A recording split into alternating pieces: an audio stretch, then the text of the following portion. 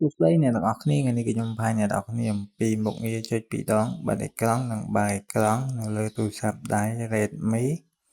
ខ្ញុំបង្ហាញអ្នកទាំងអស់គ្នានៅលើទូរស័ព្ទដៃ Redmi Turbo 4អញ្ចឹងបន្តមកទៀតអ្នកទាំងអស់គ្នាអាចចូលទៅកាន់ពាក្យ Setting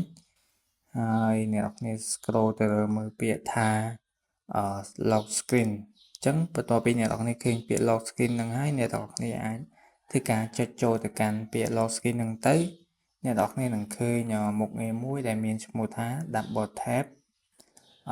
to wake or turn off screen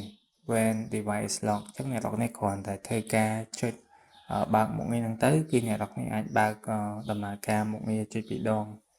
បិទអេក្រង់និងបើកអេក្រង់ហ្នឹងហើយអញ្ចឹង